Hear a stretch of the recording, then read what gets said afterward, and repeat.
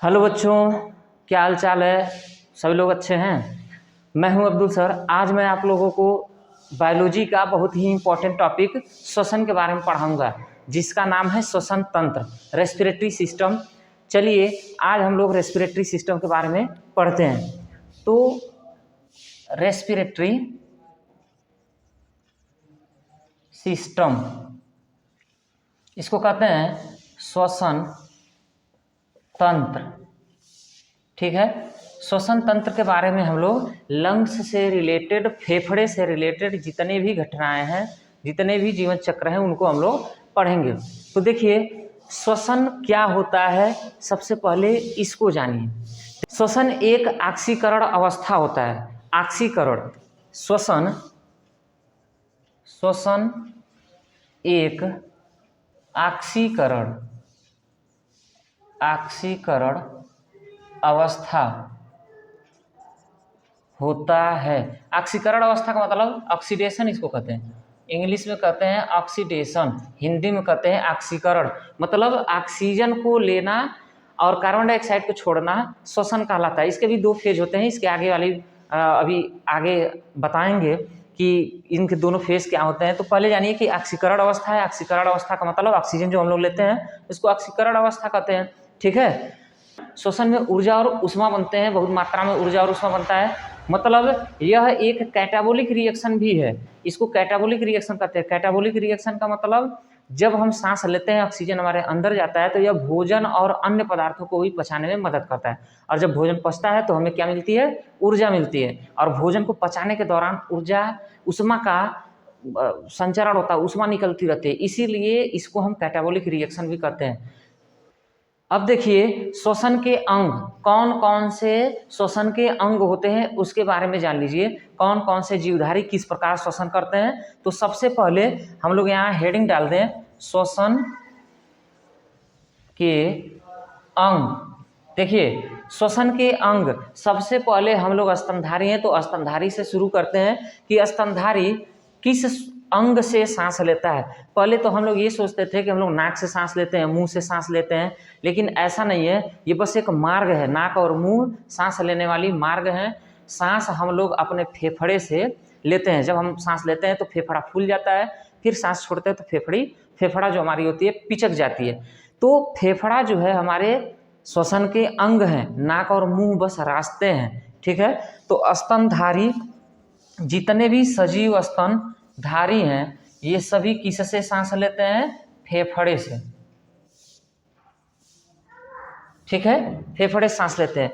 फेफड़े एक पेयर के होते हैं जिनमें दो फेफड़े, राइट लंग और लेफ्ट लंग पाए जाते हैं। उनकी फिगर भी बना के बताएंगे।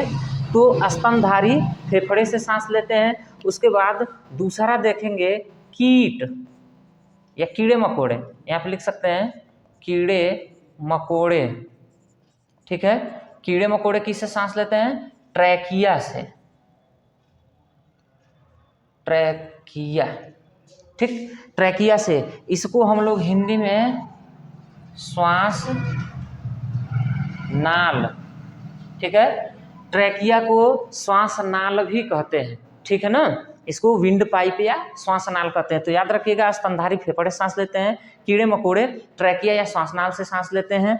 उसके बाद अगर आप आएंगे तो इसमें पानी वाले जो जीव जंतु होते हैं जिनको हम लोग जलीय जंतु कहते हैं। तो अगर जलीय जंतु में देखेंगे, जलीय जंतु, तो ये किससे सांस लेते हैं? जलीय जंतु कई प्रकार से सांस लेते हैं। सबसे पहले तो जलीय जंतु में आप अगर मछली में चलेंगे तो अपने गलफड़े से, जिसको गिल्स बोलते हैं, गलफड़े। ठीक है ना, जो अगर मछली देखेंगे इस तरह से, ये मछली, तो यहाँ पे आप देखेंगे मछलियों के क्या होते हैं, ये जो वाला जो हिस्सा होता है इसको गलफड़ा बोलते हैं, गलफड़ा। ठीक है, ये सब तो पूंछ है इसकी। तो ये जो हिस्सा आप देख रहे हैं यहाँ पे, जो जाली की तरह संरचना होती है, इसको हम कहते हैं गिल्स या गलफड़े।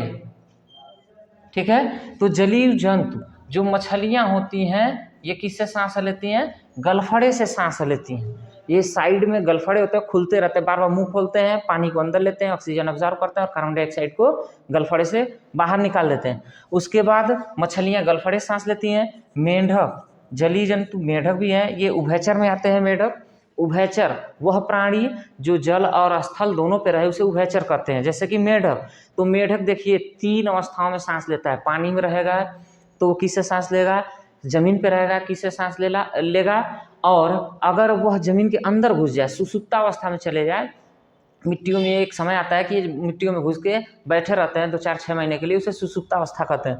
तो मेंढक देखिए जब वह सुषुप्तावस्था में रहता है, जब मिट्टी में घुस के बैठ जाता है तो स्किन से, त्वचा से, अपनी त्वचा से सांस लेता है। ठीक है, बाहर जब निकलता है उस मिट्टी या पानी से जब बाहर निकलता है तो लंग्स होते हैं, उनमें भी फेफड़े होते हैं, उनसे सांस लेते हैं। और जब यह पानी में चले जाते हैं तो गिल्स से सांस लेते हैं। देखते हैं ना, जब बोलते हैं मेढक, जब खूब बरसात के मौसम में टर बोलते हैं तो यहाँ पर फूल जाते हैं, डब्बे की तरह, गुब्बारे की तरह फूल जाते हैं, उसी को गिल्स कहते हैं, गलफड़े कहते हैं, उससे सांस पानी में लेते हैं।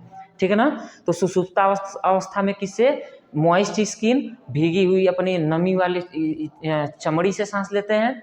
बाहर जब रहते हैं, जब जमीन पे रहेंगे, भूमि पे रहेंगे, तो किससे, फेफड़े से, ठीक है ना, लंग्स से सांस लेंगे। और जब पानी में चले जाएंगे तो गिल्स से, जो फूलते हैं, जब बोलते हैं तो फूलता है उनका जो गलफड़े, उनसे पानी में सांस लेते हैं। इनकी 2 अवस्थाएं होती हैं। ठीक है, एक टोड का होता है और एक टैडपोल का होता है। टैडपोल क्या होती है, छोटी छोटी मछलियों की तरह, जब बच्चे होते हैं छोटी छोटी मछलियों की तरह जब दिखते हैं तो उसको टैडपोल कहते हैं। उस समय वह एक ही तरह से सांस लेते हैं, और वह किससे, गलफड़े से, गिल्स से। ठीक है ना, मछलियों की तरह। पानी में ऐसा लगेगा मछली है, ठीक है ना, तो कितने बच्चे उसको पकड़ के लाते भी हैं, मम्मी से जिद करते हैं बनवाने के लिए, लेकिन वो बड़े होते हैं तो मेंढक बन जाएंगे।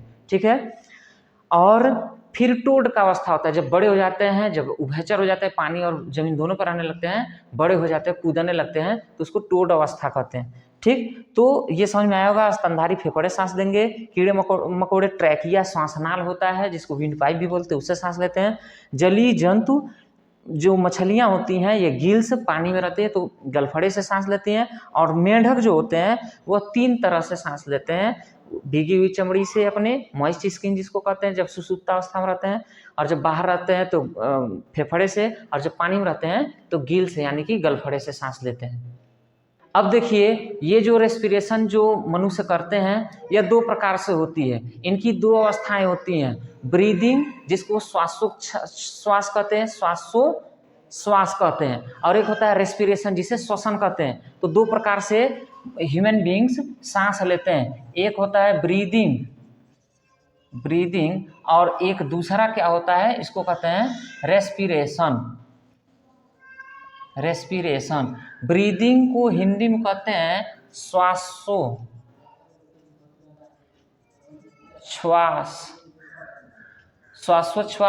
और रेस्पिरेशन को हिंदी में कहते हैं श्वसन, जो हम लोग पढ़ रहे हैं। देखिए, ब्रीदिंग एक फिजिकल एक्टिविटी को हम ब्रीदिंग करते हैं, जो भौतिक क्रियाएं होती है उसको ब्रीदिंग करते हैं। जैसे खाली बार सांस लेना और छोड़ना ब्रीदिंग कहलाता है। जैसे सांस लिए, लंग्स में भरे और छोड़ दिए, उसे हम ब्रीदिंग कहते हैं। इस प्रक्रिया को, भौतिक प्रक्रिया को क्या कहते हैं, श्वासोच्छ्वास कहते हैं या ब्रीदिंग कहते हैं। और केमिकल जो प्रक्रियाएं होती है, जो हमारे शरीर के अंदर जब रासायनिक प्रक्रियाएं होने लगती है सांस लेने के बाद, और पूरी कंप्लीट प्रक्रिया होता है, जैसे कि भोजन का पचना, ऊर्जा का बनना, उष्मा का बनना, तो उसे हम रेस्पिरेशन कहते हैं। तो ब्रीदिंग में देखिए क्या होता है, ब्रीदिंग में सबसे पहले हम लोग क्या लेते हैं, एयर, लिख दीजिए, एयर लेते हैं। एयर में क्या क्या लेते हैं, नाइट्रोजन लेते हैं। नाइट्रोजन कितने परसेंट, 78% एयर से लेते हैं, और लेते हैं 78%, और छोड़ भी देते हैं 78%। लेते हैं 78%, छोड़ भी देते हैं 78%। उसके बाद फिर हम लोग क्या लेते हैं, ऑक्सीजन लेते हैं। ऑक्सीजन कितने परसेंट लेते हैं, 21%। ठीक है, 21% लेते हैं, और छोड़ते हैं 17%। 17%, मतलब कि 4% हम लोग ऑब्जर्व कर लेते हैं। ठीक है, तो आप लोग देखिए, ऑक्सीजन को 21% लेते हैं और छोड़ते कितना है, 17% छोड़ देते हैं। उसके बाद कार्बन डाइऑक्साइड होता है। कार्बन डाइऑक्साइड हमारे एयर में कितने होते हैं, 0.03%। ठीक है, लेते हैं और छोड़ते कितना है, 4%। ठीक, 4% छोड़ देते हैं। तो याद रखिएगा श्वासोच्छ्वास जो ब्रीदिंग होती है, फिजिकल एक्टिविटी, उसमें नाइट्रोजन 78% लेते हैं, 78% छोड़ भी देते हैं। ऑक्सीजन 21% लेते हैं, 17% छोड़ देते हैं।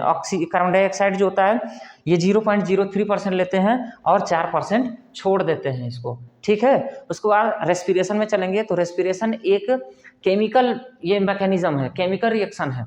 इसमें होता क्या है, अगर आप फोटोसिंथेसिस के रिएक्शन को जानते हैं तो उसी को पकड़ के उल्टा कर देंगे, उसी के जो केमिकल इक्वेशन है उसको उल्टा करेंगे तो जो इक्वेशन बनेगा उसको हम लोग कहते हैं रेस्पिरेशन का इक्वेशन। तो देखिए क्या होता है, सबसे पहले फोटोसिंथेसिस का देख लीजिए। फोटोसिंथेसिस जिसको कहते हैं प्रकाश संश्लेषण, जो हरे पेड़ पौधों में प्रकाश संश्लेषण की प्रक्रियाएं होती है, भोजन को बनाते हैं हरे पेड़ पौधे, तो उसकी जो रिएक्शन होती है उसी का उल्टा रेस्पिरेशन का रिएक्शन होता है। फोटोसिंथेसिस में क्या होता है, हम लोग देखते हैं कि सबसे पहले कार्बन डाइऑक्साइड लिया जाता है, ये प्लांट लेते हैं, पेड़ पौधे लेते हैं, उसके बाद क्या लेते हैं, वाटर लेते हैं 6H2O, और यहाँ पे सनलाइट होता है और यहाँ पे क्लोरोफिल होता है।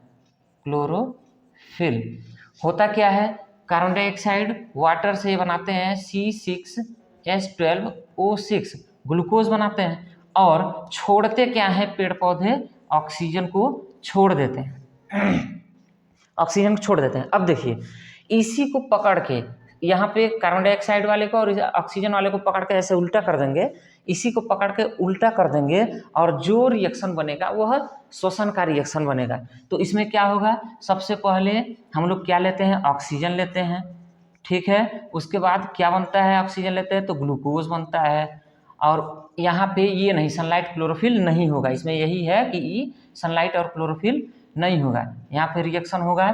तो अब क्या बनेगा, हम लोग ऑक्सीजन और ग्लूकोज, ऑक्सीजन लेते हैं ब्रेकडाउन होता है ग्लूकोज बन जाता है। उसके बाद अब छोड़ेंगे क्या, हम नाक के माध्यम से क्या छोड़ते हैं, कार्बन डाइऑक्साइड 6CO2, और कार्बन डाइऑक्साइड के रास्ते से ये थोड़ा थोड़ा गरम गरम हवा निकलता है, तो उसमें ये जान लीजिए भाप की तरह होते हैं, उसको हम वाटर कहते हैं, वाटर ड्रॉपलेट, तो 6H2O छोड़ देते हैं, ठीक है। लेकिन अब इसमें बनता है 38 ATP में एनर्जी बनता है। क्या बनता है, एनर्जी 38 ATP एनर्जी का प्रोडक्शन होती है हमारे शरीर में, ऊर्जा बन जाता है। जब हम सांस ले लेते हैं, भोजन पच जाता है तो ऊर्जा बन जाती है। अभी 2 मिनट के लिए सांस बंद करिए, नाक मूंद दीजिए, कोई धके मुंह दबा दिया तकिया से चाहे रुमाल से, तो देखिए क्या होगा, दम घुटने लगेगी, शरीर एकदम लूज पूज हो जाएगा, एनर्जी खत्म होने लगेगी। तो यही एनर्जी रेस्पिरेशन के दौरान यही एनर्जी बनती है 38 ATP में। ATP का फुल फॉर्म क्या होता है, एडिनोसिन ट्राइफॉस्फेट, ठीक है। तो यह है आपका रेस्पिरेशन का रिएक्शन, ठीक। और ये है फोटोसिंथेसिस का रिएक्शन। अगर आपको फोटोसिंथेसिस का रिएक्शन नहीं आता तो ये भी लिख सकते हैं। रेस्पिरेशन का रिएक्शन अगर नहीं आता है तो ये नीचे वाला ये भी लिख सकते हैं, 6O2 + C6H12O6, 6CO2 + 6H2O, और 38 ATP एनर्जी का बनना होता है। इसको चाहें तो वीडियो को पॉज करके स्क्रीनशॉट भी ले सकते हैं।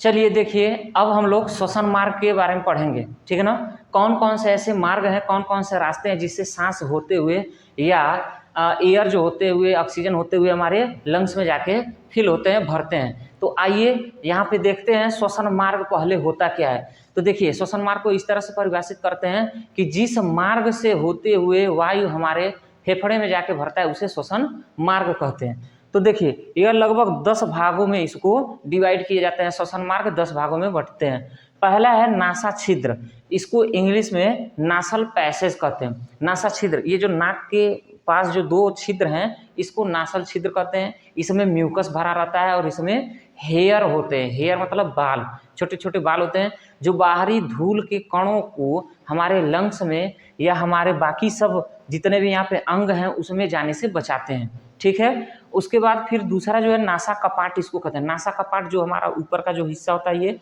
कड़ा सा जो हड्डी होता है, इसको नासा कपाट कहते हैं। यह आँख और नासा छिद्र के बीच वाले हिस्से को नासा कपाट कहते हैं। इससे होके जब हमारा यहाँ से एयर जाता है तो वो पहले छनाता है, हवा जो है जाता है तो उसमें जो मौजूद जो धूल के कण होते हैं उसको बाल और म्यूकस जो चिपचिपे पदार्थ होते हैं वो छान देते हैं, शुद्ध कर देते हैं। फिर नासा कपाट में एयर जाके फिल हो जाता है, भर जाता है।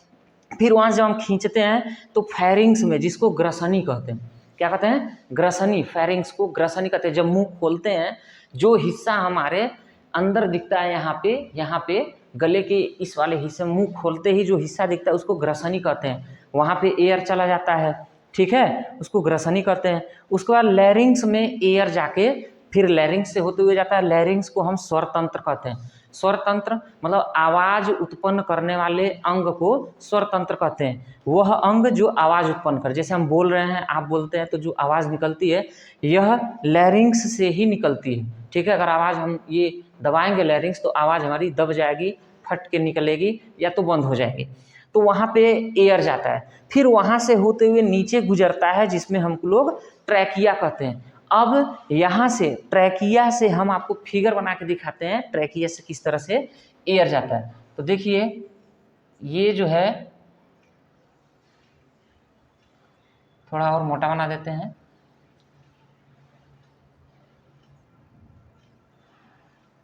ये वाला हिस्सा, यहाँ से ये ट्रैकिया कुछ इस तरह से दो भागों में बट जाते हैं, दो भागों में बढ़ जाते हैं। अब देखिए यहाँ से हमारा लंग्स शुरू हो जाता है, यहाँ से लंग्स शुरू हो जाता है। ये तीन भागों में लंग्स हमारे तीन भागों में डिवाइड होते हैं,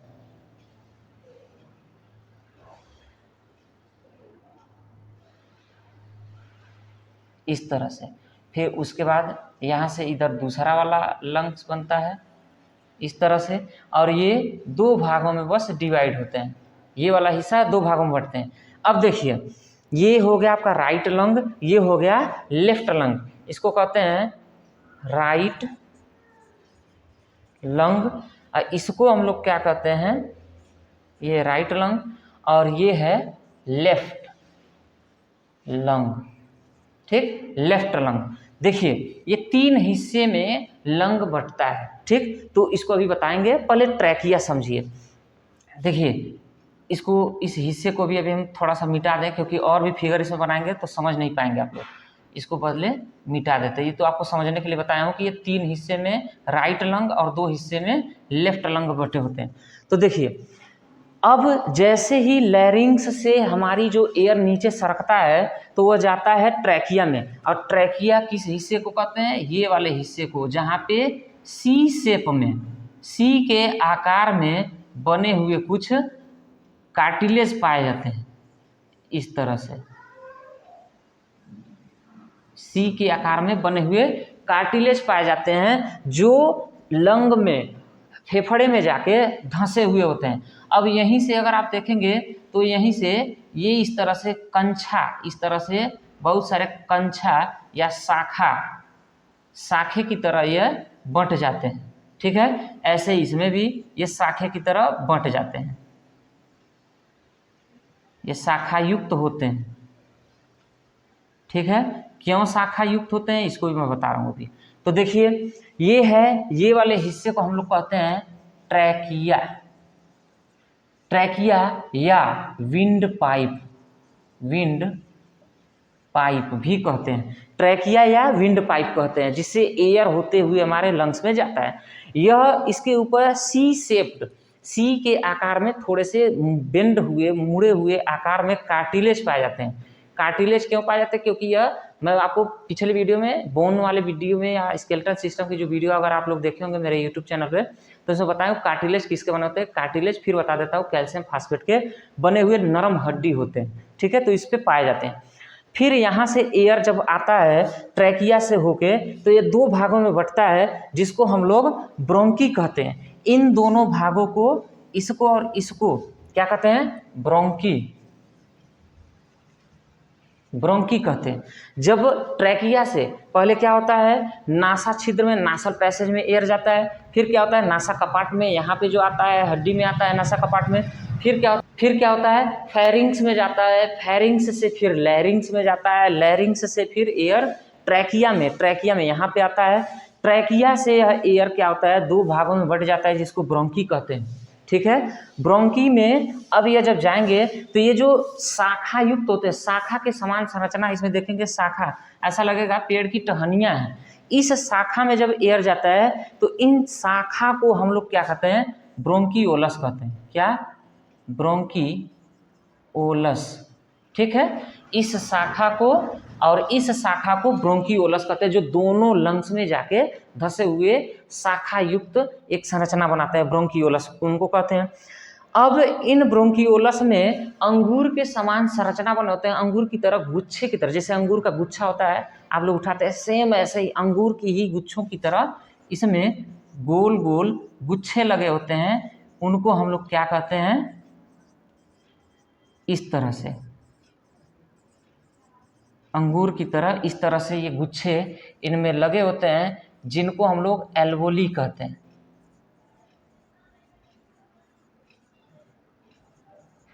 देखिए, इसको हम लोग एल्वोली कहते हैं, एकदम अंगूर की ही तरह होंगे ये गुच्छे। ठीक, इनको एल्वोली कहते हैं। क्या कहते हैं, ब्रोंकियोलस के बाद एल्वोली या एल्वियोली कहते हैं। ठीक है, ये अंगूर की तरह होते हैं, इनको एल्वियोली कहते हैं। देखिए, इन एल्वियोली का काम क्या होता है, यह जब एयर हमारे लंग्स में जाकर भरता है तो एयर में मौजूद ऑक्सीजन को अब्जॉर्ब करने का, ऑक्सीजन को चूसने या अवशोषित करने का काम एल्वियोली ही करते हैं। और यह एल्वियोली जब ऑक्सीजन को सक कर लेते हैं, अब्जॉर्ब कर लेते हैं, चूस लेते हैं, तो उसको एल्वियोली उस ऑक्सीजन को अब क्या करते हैं, ब्लड में भेज देंगे। हमारे शरीर में जो रक्त परिसंचरण तंत्र है या ब्लड सर्कुलेटरी सिस्टम जो है, उनमें सर्कुलेटरी सिस्टम में ऑक्सीजन को भेज देते हैं। ऑक्सीजन ब्लड के माध्यम से होते हुए शरीर के सभी कोशिकाओं में पहुंचते हैं, और कोशिकाओं में आप लोग जानते हैं कि क्या होते हैं, माइटोकांड्रिया होते हैं, power house of the cell. ठीक है, जिनको power house of the cell कहते हैं। वह ऑक्सीजन उस माइटोकांड्रिया में जाता है और एनर्जी प्रोड्यूस करता है, एनर्जी बनाता है, जो कितने मॉलिक्यूल में होते हैं या कितने संख्या में होते हैं, 38 एटीपी में, 38 एटीपी में। ठीक है ना, एडिनोसिन ट्राइफॉस्फेट में अब एनर्जी वहाँ से बन जाती है, और ज़रूरत पड़ने पे वही एनर्जी हमारे शरीर को मिलता है। अब देखिए, जैसा कि मैं आप लोगों को बताया हूँ कि पार्ट ऑफ लंग भी मैं बताऊंगा इसी टॉपिक में, कि हमारे फेफड़े के कितने पार्ट होते हैं। ठीक है ना, तो आइए देखिए, पार्ट ऑफ लंग में ये हमारे मनुष्य की लंग्स है। ठीक है, सबसे पहले आप देखिए कि दो भागों में बटे होते हैं, एक होता है राइट लंग, एक होता है लेफ्ट लंग। तो इसको हम लोग लिख लेते हैं राइट लंग। ठीक, इसको हम लोग लिख लेते हैं लेफ्ट लंग। ठीक, ये राइट लंग है, ये लेफ्ट लंग है। देखिए, राइट लंग जो होते हैं ये तीन भागों में बटे होते हैं। पहला होता है सुपीरियर लोब या अपर लोब, दूसरा क्या होता है मिडिल लोब, और तीसरा क्या होता है जो निचला भाग होता है उसको कहते हैं लोअर लोब या इंफीरियर लोब। तो इसको कहते हैं सुपीरियर या अपर लोब। इसको सुपीरियर या अपर लोब कहते हैं। इस बीच वाले को हम क्या बोलते हैं, मिडिल लोब। बीच में है तो मिडिल होगा, मिडिल लोब। ठीक है, और इसको नीचे वाले को सुपीरियर के बाद इंफीरियर आता है या अपर के बाद लोअर आता है, तो इंफीरियर भी लिख देंगे तो भी कोई दिक्कत नहीं, लोअर लिख देंगे तो भी कोई दिक्कत नहीं। तो ये हो गया आपका लोअर लोब। ठीक, इधर आएंगे लेफ्ट लंग में तो दो भागों में बटा होता है। एक क्या होता है सुपीरियर लोब या अपर लोब, और दूसरा क्या होता है लोअर या इंफीरियर लोब। ठीक है ना, दो भागों में बांट दिए गए लंग्स को। पहला हो गया आपका राइट लंग, दूसरा हो गया लेफ्ट लंग। देखिए, यहीं पे कंफ्यूजन ज़्यादा होता है कि कौन सा हमारा लंग तीन भाग में बंटता है और कौन से साइड का लंग जो है दो भागों में बंटता है। तो याद रखिएगा, राइट साइड का जो लंग होता है तीन भागों में बंटता है, सुपीरियर, मिडिल और इंफीरियर लोब। ठीक है, और लेफ्ट लंग जो होता है 2 भागों में बढ़ता है, सुपीरियर लोब और इन्फीरियर या लोअर लोब, ठीक है ना। राइट वाला 3 भागों में, लेफ्ट वाला 2 भागों में, समझ गए। अब देखिए यह दो परत की बनी हुई, दोहरी झिल्ली की बनी हुई लंग होता है। तो पहली जो परत, जो अपर परत होती है, जो अपर लेयर होता है, उसको हम लोग कहते हैं प्लूरा। प्लूरा या प्लूरल मेम्ब्रेन, प्लूरा या प्लूरल मेम्ब्रेन। याद रखिए, इसी प्लूरल मेम्ब्रेन में जब इन्फेक्शन बढ़ता है, जब बाहरी बैक्टीरिया अटैक करते हैं, तो वो बैक्टीरिया ट्यूबरकुलोसिस बना लेते हैं। यही जब खराब होने लगता है, इसकी जो झिल्ली होती है एकदम मॉइस्ट होते हैं, एकदम भीगे हुए होते हैं, ठीक है ना, एकदम पानी की तरह लगता है कि पानी भरे हुए होते हैं। तो इस प्लूरल मेम्ब्रेन में ही जब बाहरी बैक्टीरिया आके अटैक करते हैं, तो ट्यूबरकुलोसिस नामक रोग होती है, व्यक्तियों में टीबी रोग हो जाता है, ठीक है। अब उसके बाद ये तो हो गया आपका लंग्स का प्रकार। याद रखिए, अब इसको भी जानिए कि राइट लंग लेफ्ट लंग से कितना बड़ा होता है। राइट लंग का कितना ये होता है, वजन होता है, और लेफ्ट लंग का, ये सब फैक्ट है, सबको नोट कर लीजिएगा। राइट लंग जो होता है लगभग 450 ग्राम का होता है, और लेफ्ट लंग जो होता है यह 400 ग्राम का होता है, ठीक है। ये फैक्ट है, 450 ग्राम का राइट लंग होता है क्योंकि 3 लोब है, और 400 ग्राम का हमारा जो है लेफ्ट लंग होता है क्योंकि यह 2 लोब में बटे हुए होते हैं, ठीक है। अब चलिए मैं आप लोगों को ये बताता हूँ कि जो हिचकी होती है वो कैसे होती है, ठीक है। देखिए हिचकियाँ किस तरह से आती है, ठीक है, और भोजन और एयर को कैसे हमारा जो ये जो विंड पाइप है कैसे पहचानता है कि जो हम लोग खा रहे हैं वो भोजन है, कि जो हम लोग ले रहे हैं वो एयर है। याद रखिएगा कि ये बहुत ही इम्पोर्टेंट टॉपिक है। ये बहुत लोग ऐसे पूछते हैं कि हिचकी क्यों आती है, क्यों, जैसे हम लोग खाना खा रहे हैं तो क्यों नहीं वो लंग्स में चला जाता है, क्यों हाँ पेट में जाता है। तो इसकी सबसे बड़ा जो वजह है वो इपीग्लॉटिस है। हमारे जो विंड पाइप है इसमें इपीग्लॉटिस नामक एक अंग, छोटा सा अंग पाया जाता है। वो करता क्या है कि जब भी हम भोजन यहाँ से अपने ओरल कैविटी से, मुख गुहा से, जैसे ही भोजन के कुछ अंश बोलस जब हम लोग लेते हैं, खाना जब सरकते हुए नीचे आता है, तो तुरंत इस इपीग्लॉटिस पे जो कंट्रोल करता है जिसका नाम है ब्रेन, ठीक है। इपीग्लॉटिस क्या, हमारे शरीर के सभी अंगों पे हमारे ब्रेन का नियंत्रण होता है। तो ब्रेन तुरंत पहचान जाता है कि यह कोई हार्ड मटेरियल जा रहा है जिसका यह भोजन है, तो इपीग्लॉटिस तुरंत इपीग्लॉटिस को सिग्नल भेजता है, और इपीग्लॉटिस एक साइड में हो जाती है, और यहीं से ये एयर वाला साइड होता है, और ये जो है फूड वाला साइड होता है, ठीक है, जो पेट में जाता है स्टमक से होते हुए। तो इपीग्लॉटिस तुरंत एयर वाले हिस्से में, यहाँ पे अगर इसको यहाँ बना दें तो ज़्यादा बेहतर होगा, यहाँ पे आके इपीग्लॉटिस क्या होता है, बंद कर लेता है, एयर वाले जो पाइप होते हैं एयर वाले रास्ते को बंद कर देते हैं, और फूड सड़क के फूड वाले हिस्से में यानी कि स्टमक वाले हिस्से में चला जाता है। और अगर जब हम सांस लेते हैं, क्योंकि सांस और भोजन दोनों का नली एक ही है, तो जब हम सांस लेते हैं तो ब्रेन तुरंत सिग्नल भेजता है कि एयर जा रहा है। तो यही इपीग्लॉटिस क्या होती है, तुरंत फूड वाले जगह को, फूड वाले हिस्से को क्या कर लेता है, इधर कवर कर लेगा, और इस रास्ते को, एयर वाले रास्ते को क्लियर कर देता है, जो हमारे लंग्स में एयर जाके फिल हो जाते हैं। यही जब मिस्टेक होता है, कभी कभी जब मिस्टेक हो जाता है, भोजन ज़्यादा खा लेते हैं और खाते समय हमारा ध्यान कहीं और रहता है, हम अपने फूड पे, अपने भोजन पे, खाद्य सामग्री पे जब हम ध्यान नहीं देते हैं, ध्यान भटक जाता है, तो भोजन को सिग्नल, इपीग्लॉटिस को सिग्नल ही ब्रेन नहीं भेजता, जिसके वजह से भोजन के कुछ अंश एयर वाले हिस्से में चले जाते हैं और वह लंग्स में जाने लगता है, ठीक है। तो लंग्स फिर वहाँ से सिग्नल भेजता है ब्रेन को कि ये भोजन के कुछ पार्टिकल हमारे तरफ आ रहे हैं, इसको तुरंत बाहर भेजो।